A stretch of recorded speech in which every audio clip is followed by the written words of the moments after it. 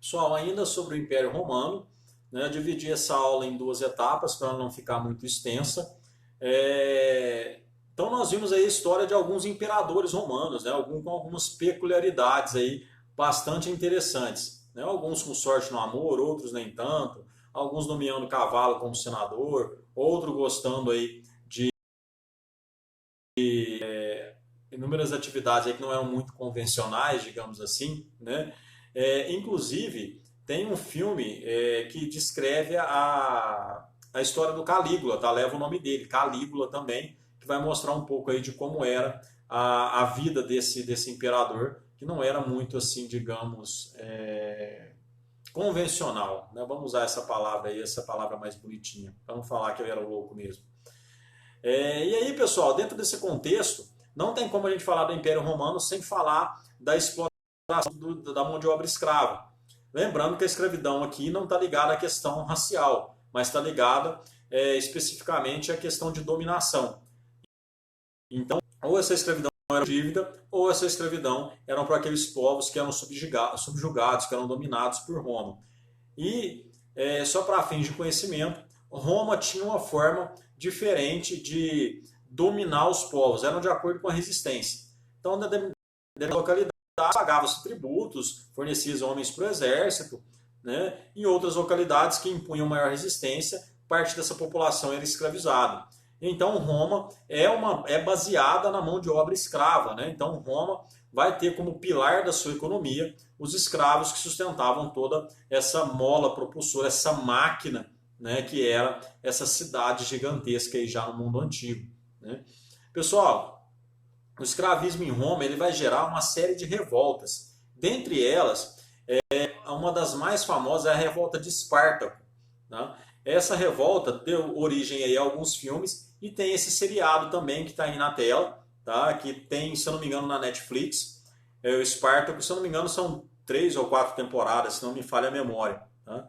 É uma pena que da primeira para a segunda temporada acaba trocando o protagonista, que o protagonista da primeira temporada acaba falecendo, né, vítima de um câncer, e aí o ator para a segunda temporada, mas a série conta um pouco do que foi essa revolta de escravos aí durante o Romano.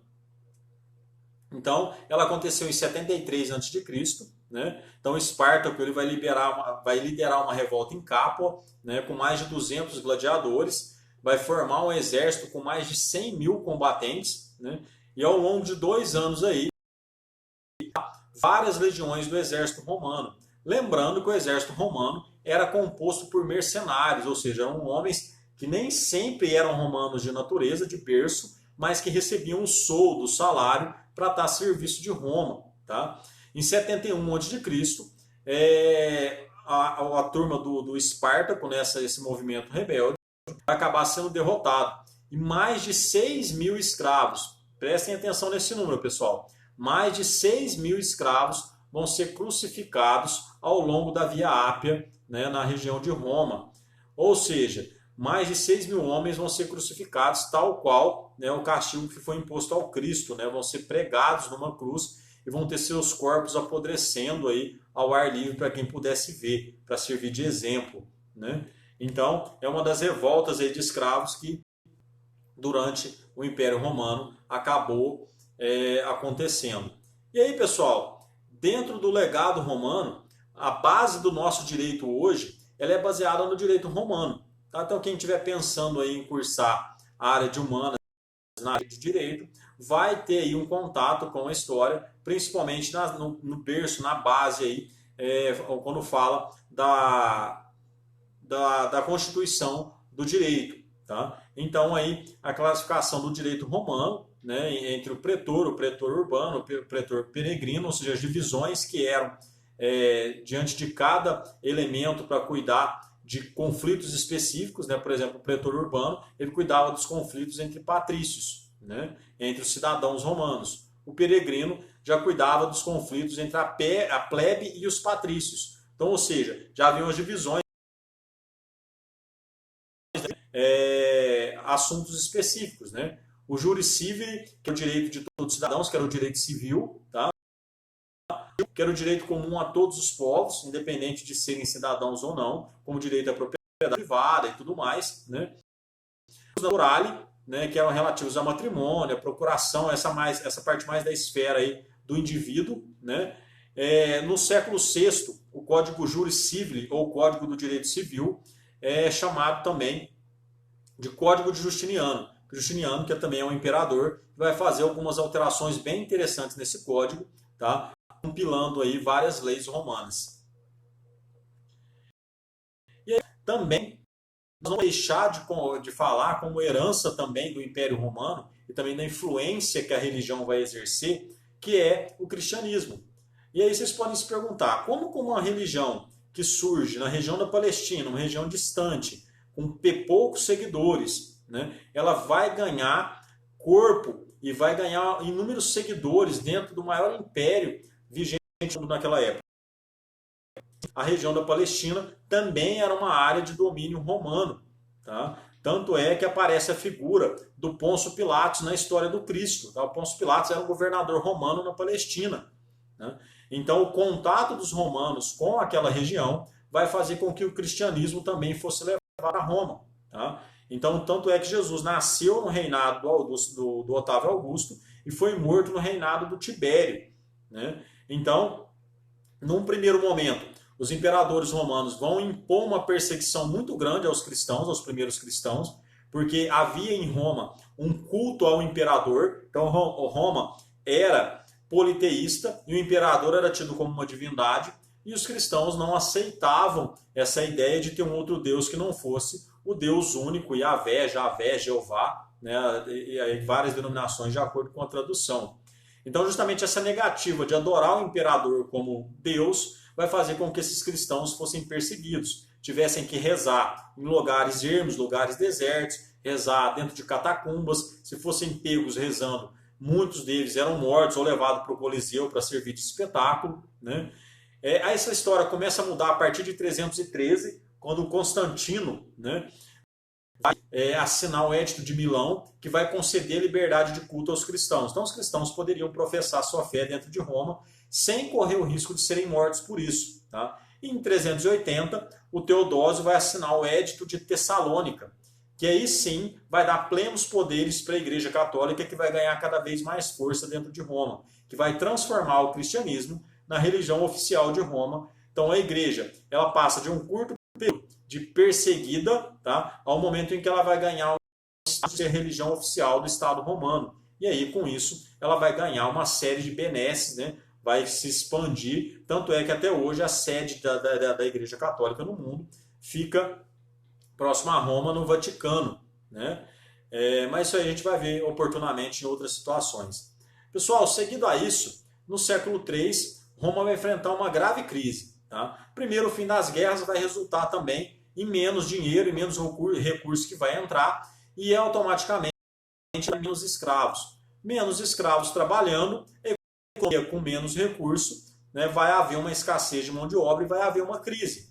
Essa crise vai vir junto com um sentimento de insegurança. Segurança essa que vai ser decorrente principalmente das fronteiras do Império, que já não estavam bem resguardadas. Dessa forma, o Império Romano vai sofrer uma série de invasões, que a gente vai ver isso também, e a crise econômica também, que vai ser decorrente dessa instabilidade política, dessa troca constante aí de imperadores, né, que vai ser comum durante o Império Romano.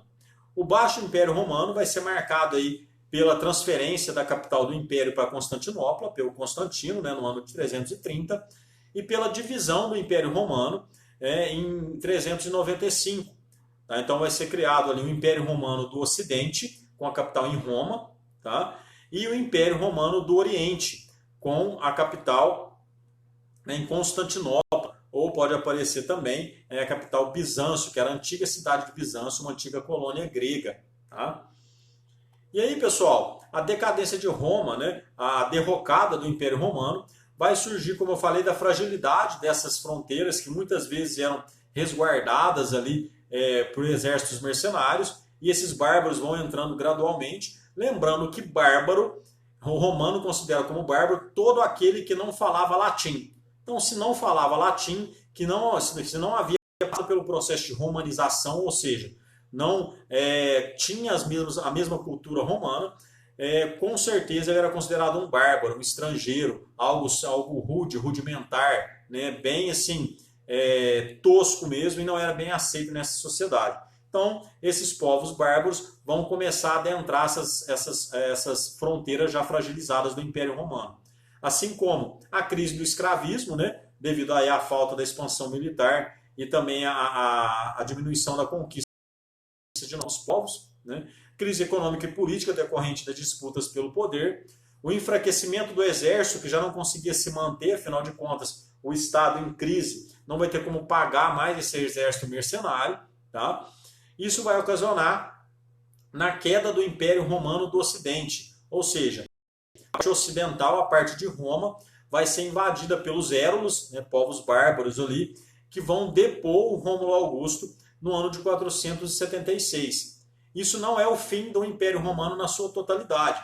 Lembrando que a parte oriental vai continuar de pé, né, na cidade de Constantinopla e vai resistir até o século XV. E aí, nas aulas futuras, a gente vai entender como que o Império Romano vai conseguir consolidar, né, o Império Romano do Oriente vai conseguir consolidar e durar mais de 1000 anos após a caída, né, a queda do Império Romano do Ocidente em Roma. Isso a gente vai entender principalmente a partir do contexto do Império Bizantino, porque que ele vai durar tanto tempo assim. Então aguardo vocês no fórum, né, para as dúvidas, para que a gente possa aí enriquecer ainda mais esse repertório e tirar qualquer questionamento a respeito desse período, que é tão rico e que é tão cobrado nos vestibulares e guarda aí boa parte da história do mundo moderno pelo legado que Roma deixou, não só na influência das línguas latinas, lembrando ali que é justamente na mistura desses povos bárbaros, justamente com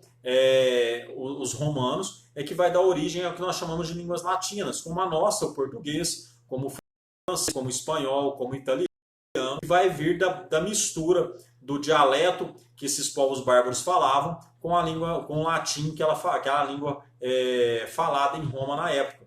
Então é um dos legados, assim como o direito, né, assim como a forma de organização da sociedade, sem contar toda a religiosidade que os romanos vão rebuscar, né, no período clássico grego, com uma releitura de várias obras, inclusive na questão da mitologia grega, que também vai ganhar muito espaço em Roma. Então, qualquer dúvida, estarei à disposição de vocês. Conto com vocês. Até lá, pessoal. Abraço.